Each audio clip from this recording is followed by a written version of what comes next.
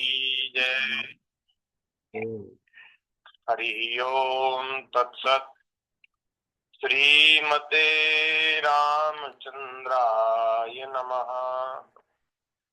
ओम नमः परमहंसा स्वादित चरण कमल मकरंदाय भक्त जन मानस निवासाय श्री रामचंद्राय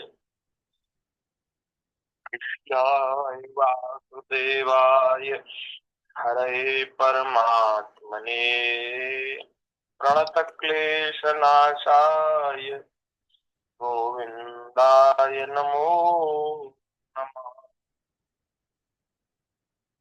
सीतानाथसमारम्भाम् श्रीरामानन्दार्य मध्यमाम् अस्मदाचार्यपर्यन्ताम् वन्दे गुरुपरम्पराम्। प्रहलाद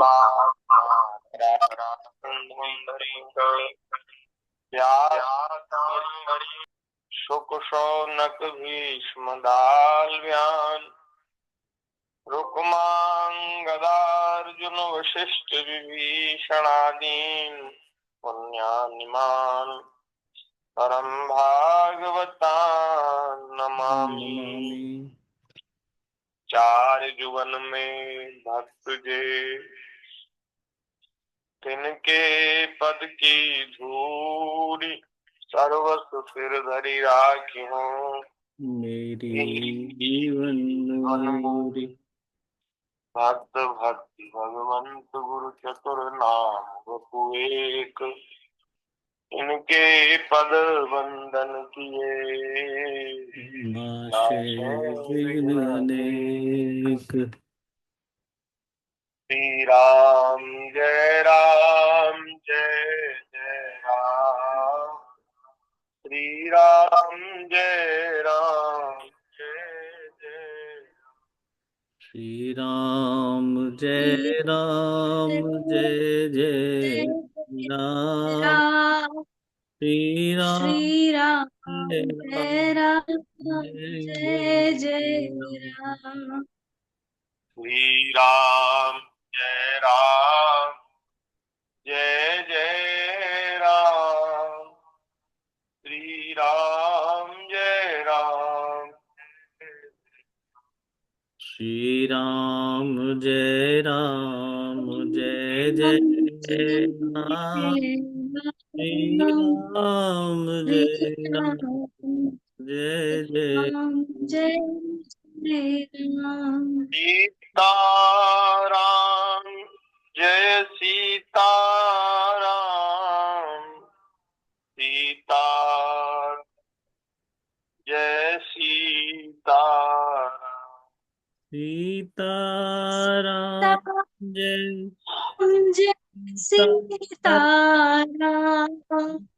सीताराम जय सीताराम। राधे श्याम जय राधे श्याम। राधे श्याम जय राधे श्याम। राधे श्याम जय राम जय राधे श्याम।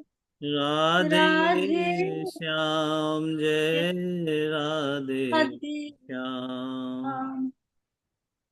जय जय श्यामा जय जय श्याम। जय जय श्री वृंदावन। जय जय श्यामा जय जय श्यामा।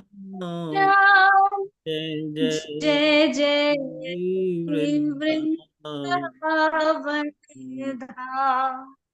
जय जय श्री ब्रजमंडल धाम। जय जय श्री जय जय ब्रज ब्रजमंडल धाम। श्री राम जय राम जय जय राम। श्री राम जय राम जय जय राम। जय राम। बोलिए श्री सीतारामचंद्र भगवान भगवान की की जय। जय।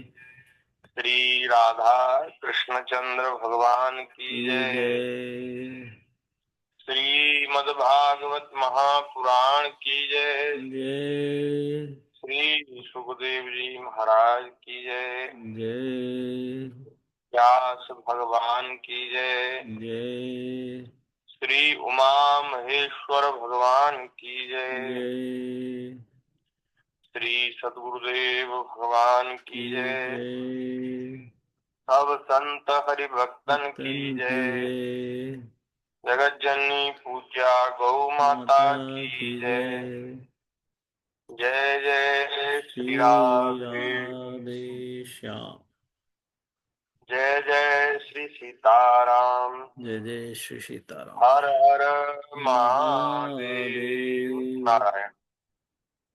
हरि शरणम भक्तवांछा कल्पतरु भक्त वत्सल शरणागत वत्सल दीन बंधु दया सिंधु असंख्य कल्याण गुणगण निलय अकारण करुणा अरुणालय सच्चिदानंद घन मूर्ति आनंद कंद भगवान श्री वृंदावन बिहारिणी बिहारी जी की महती कृपा करुणा से हम सभी को देव दुर्लभ मानव देह प्राप्त हुआ है और भगवान की ही कृपा करुणा से इस मानव देह को प्राप्त करने के बाद हमको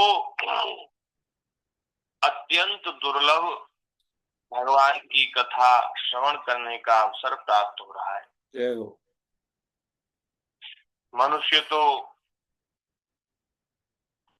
भाग्य से हम बन ही गए, सौभाग्य से बन गए, लेकिन महाराज मनुष्य बन करके और फिर इस शरीर से मनुष्योचित कर्म किए जाएं, ये मनुष्य शरीर जिसके लिए है वो काम किया जाए तो इस देह की सार्थकता उसमें सिद्ध हो जाती है। जय हो। ये शरीर सार्थक हो जाता है।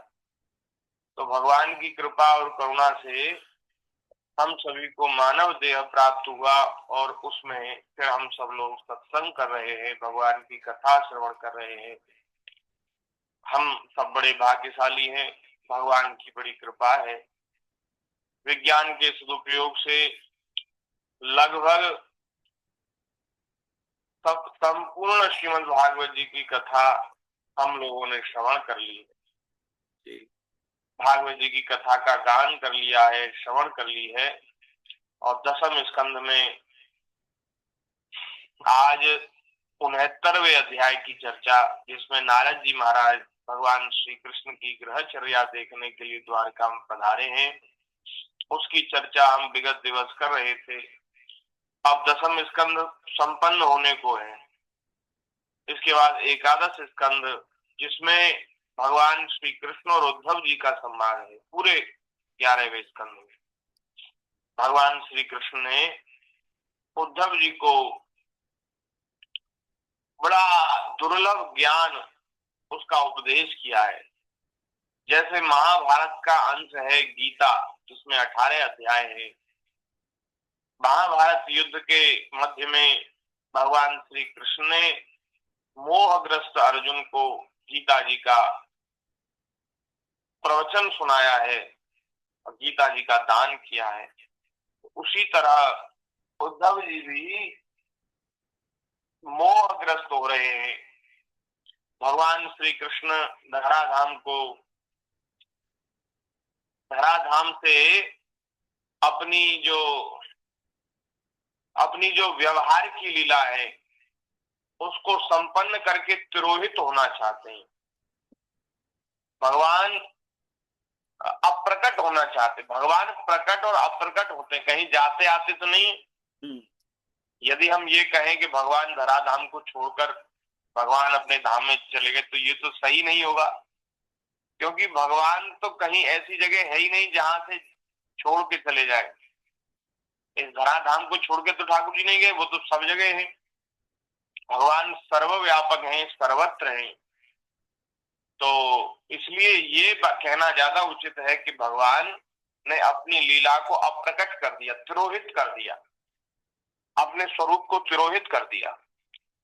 तो उस समय जब भगवान अपनी लीला को संपन्न करने के बाद अप्रकट हुए, तिरोहित हुए, तो उस समय उद्धव जी महाराज बड़े व्याकुल हो गए।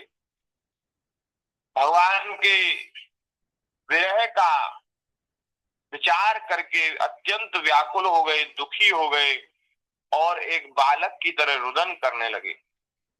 तब श्री ठाकुर जी ने उनको बड़ा अद्भुत दुर्लभ ज्ञान प्रदान किया है, जिसकी चर्चा एकादश स्कंद में, 11वें स्कंद में।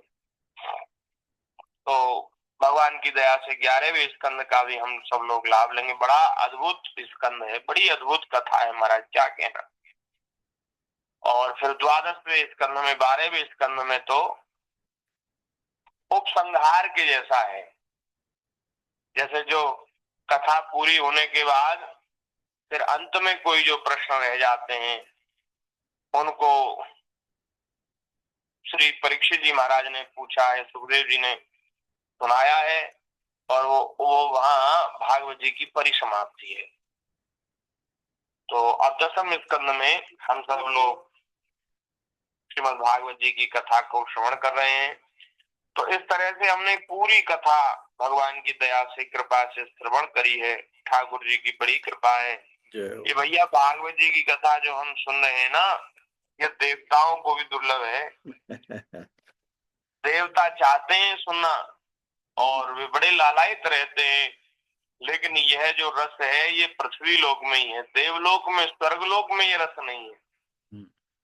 ये तो हम यहाँ इस लाभ को प्राप्त कर रहे हैं और वहां स्वर्ग में हमारे भाग्य की सराहना देवता कर रहे हैं।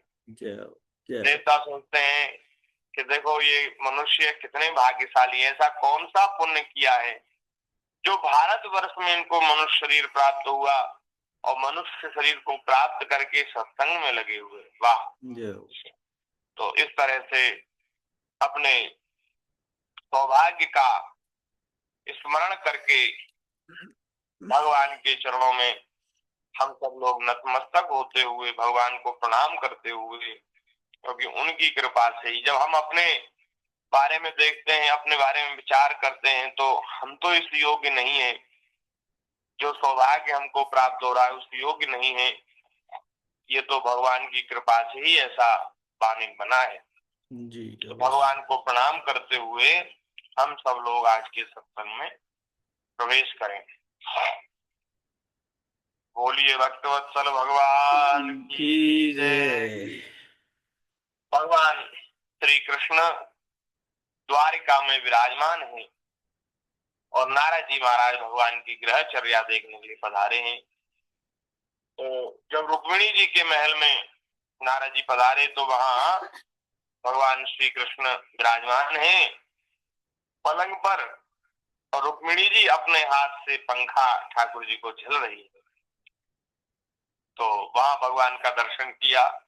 नारद जी को देखते ही भगवान खड़े हो गए, उठ करके प्रणाम किया, सिर रख करके प्रणाम, मस्तक रख करके नारद जी के चरणों में प्रणाम किया। भैया साधु ब्राह्मण का कैसा सत्कार होना चाहिए, कैसा सत्कार करना चाहिए, ठाकुर जी सिखा रहे हैं हम लोगों को। वाह। और फिर उनके चरण धोए, चरण पखारे और महाराज चरणामृत को अपने सिर पर धारण किया और स्वागत सत्कार करने के बाद, नारद जी की पूजा करने के बाद उनसे पूछा, प्रभु आप तो परिपूर्ण हैं, आपकी हम क्या सेवा करें। नारद जी ने कहा, हे प्रभु जय हो तुम्हारी। वाह। बोले महाराज आप अनंत कोट ब्रह्मांडों के स्वामी हैं, अखिलेश्वर हैं, सर्वेश्वर हैं, देवेश्वर हैं। हम सब ऋषि, सब देवता, सब सिद्ध आपके चरण कमलों को खोजते रहते हैं, उनका चिंतन करते रहते हैं। हे प्रभु आप मनुष्य देह धारण करके पृथ्वी पर अवतरित हुए हैं और ऐसी लीला कर रहे हैं जैसे सामान्य मनुष्य हो, साधारण मनुष्य हो। जय हो। हाँ हाँ, कितनी अद्भुत लीला है आपकी। नारद जी बोले ठीक ही है, अच्छा ही है, जैसा बानिक बनाओ, जैसा बाना बनाओ, वैसा फिर स्वांग भी रचना चाहिए। अब आपने मनुष्य आकार लिया है तो मनुष्य की जैसी लीला भी आपको करनी, उसी में आपकी बड़ाई है, आपकी प्रशंसा है। तो ये बहुत उचित है। लेकिन हे प्रभु, आप दूसरे लोगों को तो मोहित कर सकते हैं, लेकिन आप मुझे मोहित नहीं कर सकते। मैं आपके मर्म को जानता हूँ आपकी कृपा से। इसलिए प्रभु, ये जो आप नाटक कर रहे हैं ये हमारे आगे नहीं चलेगा। वो मैं आपके चरण कमलों का दर्शन करने के लिए आया हूँ। आप मुझे प्रणाम कर रहे हैं, मैं आपको दंडोत करने आया हूँ। और प्रभु, आज आपके दर्शन करके मैं कृतार्थ हो गया। आपके चरणों के दर्शन करके दृष्टम तवांग्रि युगलम जनताप वर्गम ब्रह्मादिविर्हति विचिन्त्य मगाध बोधैः संसार कूपपतितो तरणावलंबम ध्यायन् शराम्यनुग्रह यथा स्यात्। हे प्रभु, आपके चरण कमल जिनका बड़े सौभाग्य से मुझे दर्शन हुआ है, ये समस्त जनता को परम साम्य मोक्ष देने में समर्थ है, सब जीवों को मोक्ष देने में समर्थ है। जिनके ज्ञान की कोई सीमा नहीं है, वे ब्रह्मा शंकर आदि सदा सर्वदा अपने हृदय में उन चरण कमलों का चिंतन करते रहते हैं। वास्तव में वे श्री चरण ही संसार रूप संसार रूप कूप से गिरे हुए लोगों को बाहर निकलने के लिए अवलंबन है। संसार को कुआं कहा है महाराज। ये संसार जो है जिसमें हम लोग बड़े आनंद का अनुभव कर रहे हैं, ये एक ऐसा कुआं है जिसमें महाराज भारी भयंकर काल रूपी अजगर मुंह फाड़ के बैठा है।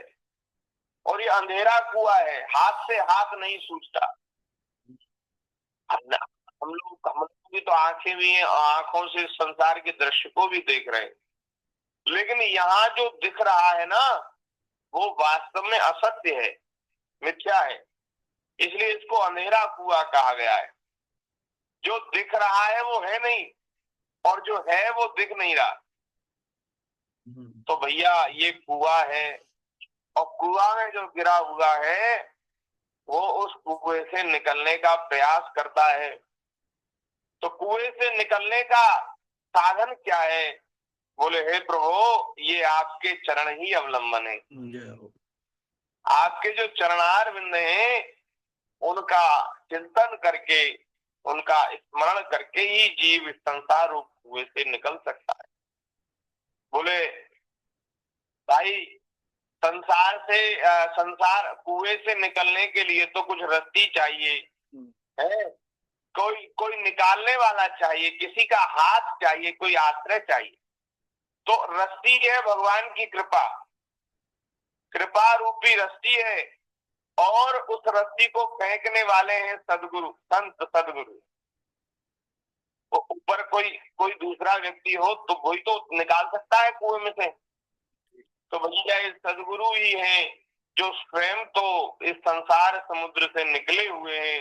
हम लोगों के लिए वे यहाँ आए हैं, हमारा उद्धार करने के लिए पधारे। ये जो भगवान के भक्त हैं, ये संत हैं, ये जीवन मुक्त हैं महाराज।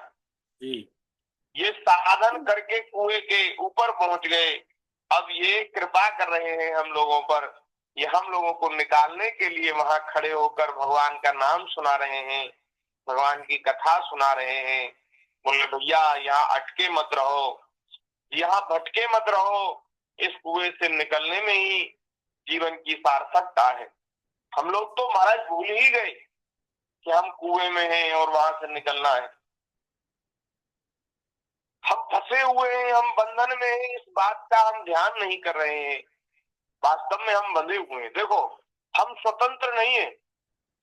अगर हम स्वतंत्र होते तो हम जैसा चाहते वैसा अपने जीवन में कर पाते हैं। जिसका संयोग चाहते उसके साथ रहते और जिसका वियोग चाहते उससे अलग हट जाते। फिर हमको दुख क्यों पाना पड़ता? फिर हमें अपने प्रियजनों का वियोग क्यों सहना पड़ता? फिर हम लोगों को हानि क्यों सहनी पड़ती? फिर हम लोगों को रोग क्यों सहने पड़ते अगर स्वतंत्र होते तो? अरे महाराज, हमारी चलती नहीं है बिल्कुल। हम चाहते तो सब अच्छा ही अच्छा है कि अच्छा ही अच्छा हो, लेकिन अच्छा तो नहीं होता। इसका मतलब ये है कि हम सब लोग बंधन में पड़े हैं। कोई ऐसी शक्ति है जो बलपूर्वक हमारे ऊपर शासन कर रही है, जबरदस्ती हमको नचा रही है। हम सब लोग तो उसके हाथ के खिलौने हैं महाराज जी।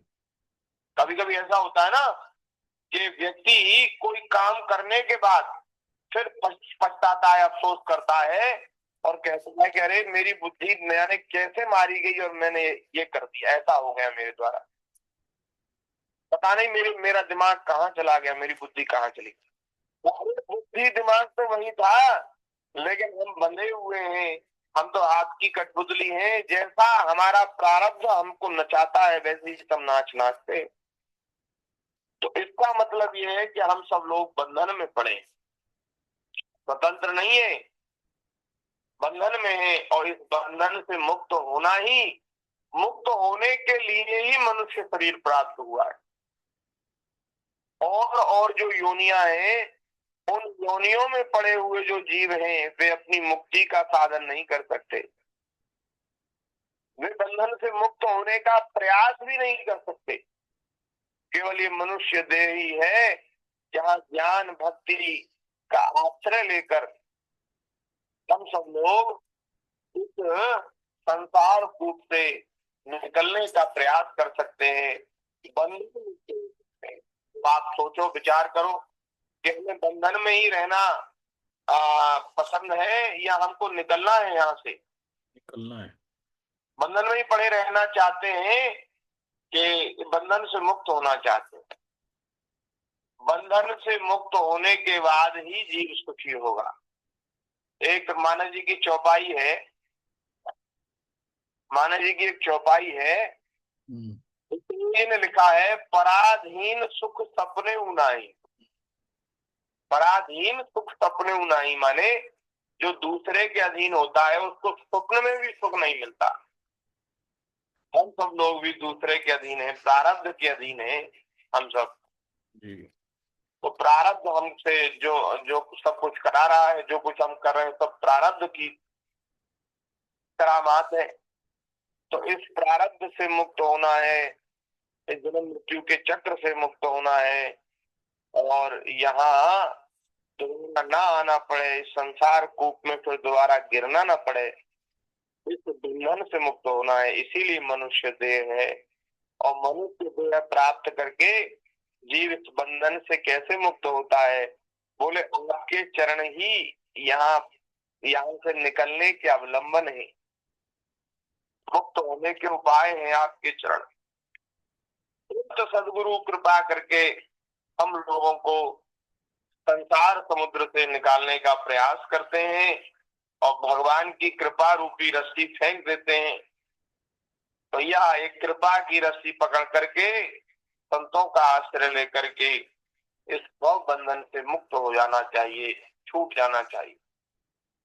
हे प्रभु, नारद जी कह रहे हैं, हे प्रभु ध्यान शराम अनुग्रहान यथा स्मृति शाद।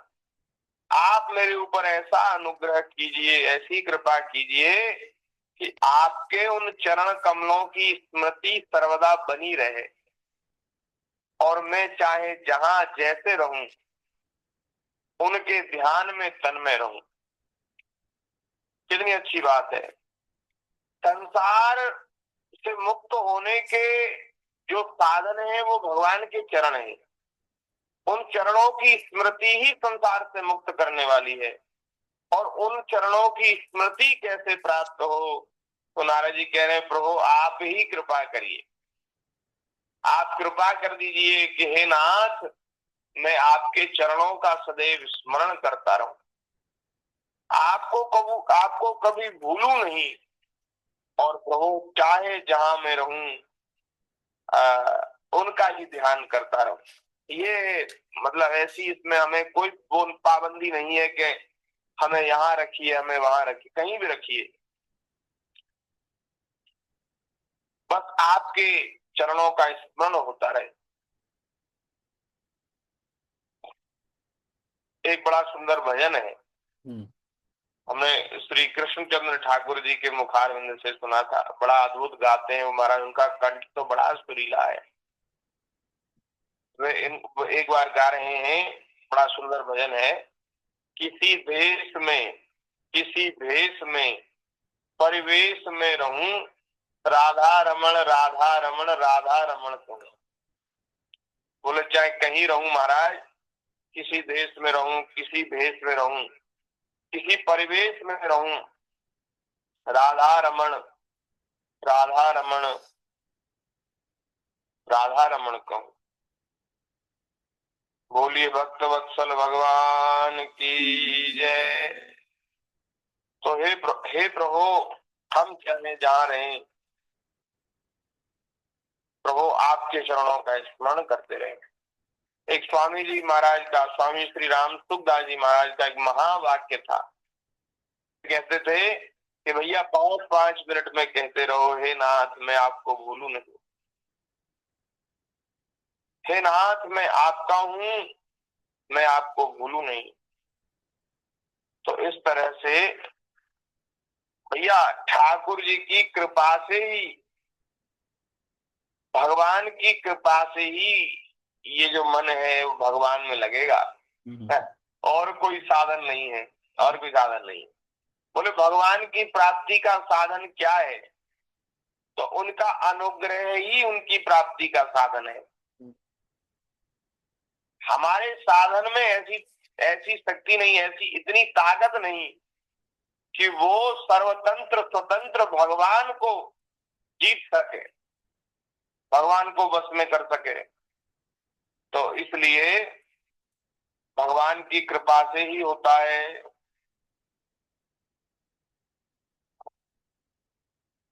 बोलिए भक्तवत्सल भगवान की जय। इसलिए प्रभु नारद जी महाराज कह रहे हैं हे प्रभु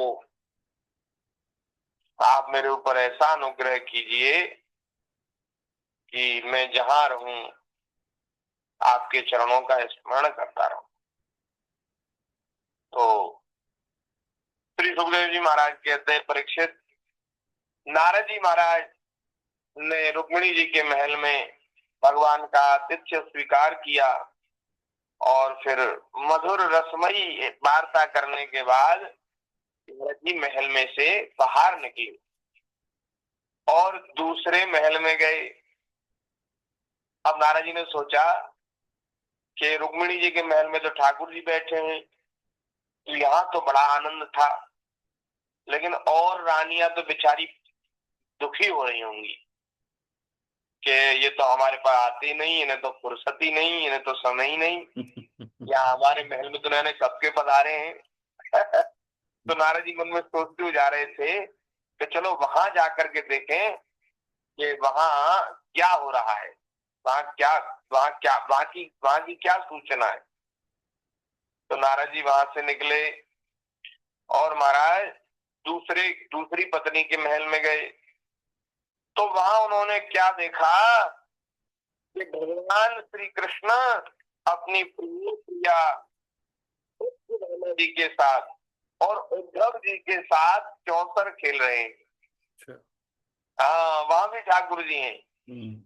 अब जैसे नारद जी पहुंचे तो भगवान खड़े हो गए, उनका स्वागत किया, आसन पर बिठाया, विविध सामग्री द्वारा बड़ी भक्ति से उनकी अर्चा पूजा की, और अनजान की तरह नारद जी से पूछा कि यहाँ कब पधारे। बोले महाराज कब के आए हैं यहाँ, देर हो गई, कहाँ थे?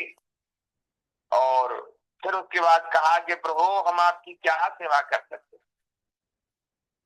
तो नारद जी यह देख सुनकर के चकित और विस्मित हो गए।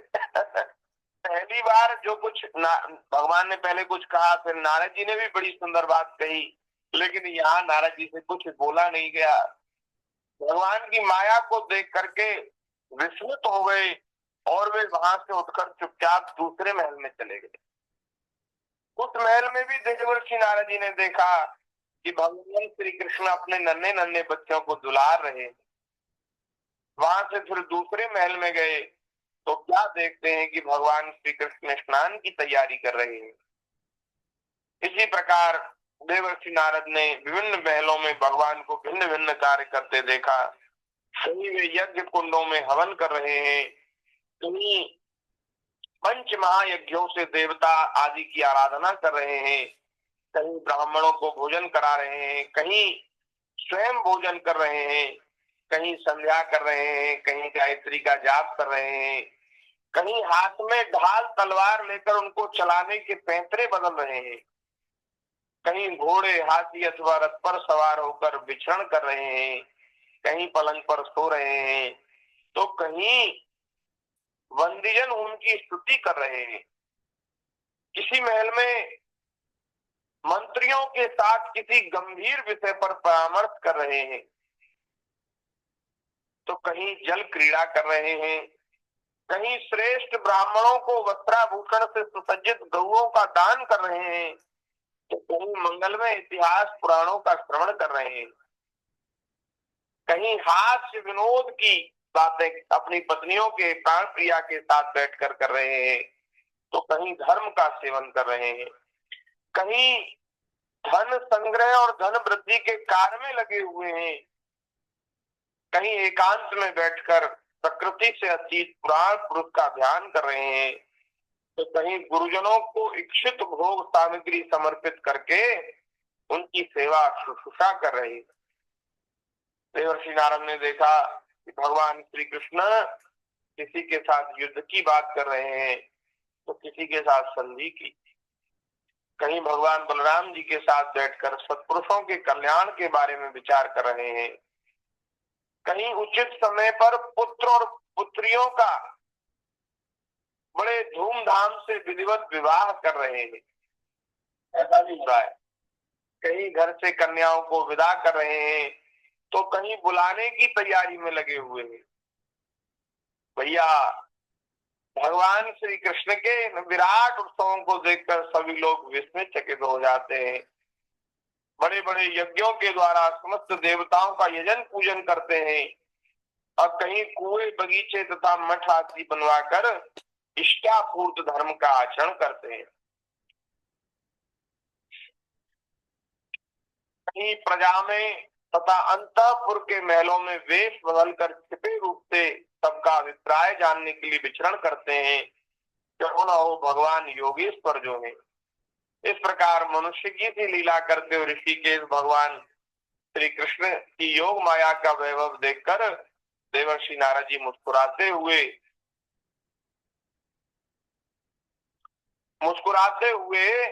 भगवान श्री कृष्ण से बोले, हे योगेश्वर, हे आत्मदेव, आपकी जो माया है वो बड़े बड़े मायावियों के लिए भी अगम्य है, लेकिन प्रभु हम आपकी योग माया का रहस्य जानते हैं, क्योंकि आपके चरण कमलों की सेवा करने से वह स्वयं ही हमारे सामने प्रकट हो गई है। ध्यान दीजिए कितनी सुंदर बात है। आपके चरणों की सेवा करने से वह योग माया जो है उसका रहस्य हमारे सामने प्रकट हो गया अपने आप। भगवान की जो भक्ति करते हैं ना, वे फिर मोहित नहीं होते, वे माया में भूलते नहीं है, क्योंकि भगवान के चरणों का आश्रय लेने से वह माया के रहस्य को जान जाते। और नहीं तो महाराज ये माया बड़ी विचित्र है महाराज, और बड़े बड़ों को महाराज नचा देती है, मोहित कर देती है। भगवान के भक्त ही भगवान की कृपा से बच जाते हैं, इसलिए भगवान की भक्ति करनी चाहिए महाराज। हाँ, कोई कितना भी बुद्धिमान हो, कोई कितना भी विद्वान हो, कितना भी कोई श्रेष्ठ हो, अपने कार्य में, अपने कर्म में, अपने धर्म में निपुण हो, जब तक भगवान के चरणों का आश्रय नहीं लेगा तो वह माया से बच नहीं सकता, माया घेर लेगी। तो इसलिए हे प्रभु, यह माया तो हम जानते हैं आपकी। हे देवताओं के आराध्य देव भगवान, 14 भवन आपके स्नेह से परिपूर्ण हो रहे हैं। अब मुझे आज्ञा दीजिए कि मैं आपकी त्रिभुवन पावनी लीला का गान करता हुआ उन लोकों में विचरण करूं। भगवान श्री कृष्ण ने कहा, हे नारद जी, मैं ही धर्म का उपदेशक हूँ, पालन करने वाला हूँ और उसका अनुष्ठान करने वाला, अनुष्ठान करता भी। इसलिए संसार को धर्म की शिक्षा देने के उद्देश्य से ही मैं इस प्रकार धर्म का आचरण करता हूँ। हे मेरे प्यारे पुत्र, तुम मेरी यह योग माया देखकर मोहित मत होना। अभी कह रहे थे प्रभु, और अभी कह रहे थे देवर्षि नारद जी, अब कह रहे हैं मेरे पुत्र। जब इनका नाटक खुल गया तो सच्ची बात कहने लग गया कि भाई मैं तो तुम्हारा बाप हूँ, तुम्हारे बाप का भी बाप हूँ। नारद जी के पिता ब्रह्मा जी और ब्रह्मा जी के पिता भगवान। तो जब इनकी बात खुल गई तो फिर सही संबोधन कर रहे हैं, पुत्र कह के संबोधित कर रहे हैं। तो तुम मेरी योग माया देखकर मोहित न होना। तो इस प्रकार नारद जी और भगवान का ये मंगलमय संवाद है। 2 मिनट महाराज कहते हैं 2 मिनट प्रभु जी। जी हाँ जी, पूरा कर रहे हैं। इस प्रकार भगवान श्री कृष्ण गृहस्थों को पवित्र करने वाले श्रेष्ठ धर्मों का आचरण कर रहे थे। यद्यपि वे एक ही हैं, फिर भी देवर्षि नारद जी ने उनको अलग अलग महलों में अलग अलग स्वरूप में देखा, क्योंकि भगवान की शक्ति अनंत है। उनकी योग माया का परम ऐश्वर्य बार बार देखकर नारद जी के विस्मय और कौतूहल की सीमा न रही। भगवान श्री कृष्ण द्वारिका में एक गृहस्थ मनुष्य की भांति ऐसा आचरण करते थे मानो धर्म, अर्थ और कामरूप पुरुषार्थों में उनकी बड़ी श्रद्धा हो। उन्होंने देवर्षि नारद का बहुत सम्मान किया। वे अत्यंत प्रसन्न होकर भगवान का स्मरण करते हुए वहां से चले गए। हे राजन, भगवान नारायण सारे जगत के कल्याण के लिए अपनी अचिंत योग माया को स्वीकार करते हैं और इस प्रकार मनुष्यों की सी लीला करते हैं। द्वारिकापुरी में 16,000 से भी अधिक उनकी रानियां अपनी सलज्ज और प्रेम भरी चितवन तथा मंद मंद मुस्कान से उनकी सेवा करती थी और वे उनके साथ विहार करते थे। भगवान की जो लीलाएं हैं उन्हें दूसरा कोई नहीं कर सकता। वे विश्व की उत्पत्ति, स्थिति और प्रलय के परम कारण हैं। जो उनकी लीलाओं का गान, श्रवण और अनुमोदन करता है उसे मोक्ष के मार्ग स्वरूप भगवान श्री कृष्ण के चरणों में परम प्रेममयी भक्ति की प्राप्ति हो जाती है। बोलिए भक्तवत्सल भगवान की जय। जय जय श्री राधे श्याम। यहाँ ये अध्याय संपन्न हुआ। आगे यथामति यथा समय चर्चा करेंगे।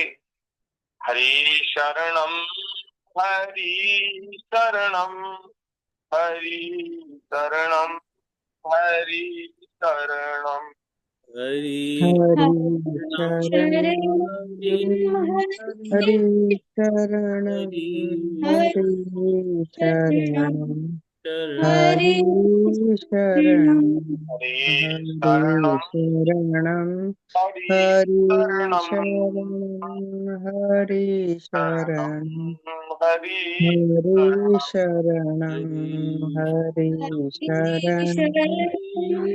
हरि शरण हरि शरण हरि शरण हरि शरणम हरि शरणम शरणं हरि हरि शरणम शरणं हरि हरि शरणं हरि हरि शरणं शरणं हरि हरि शरणं शरणं हरि हरि शरणं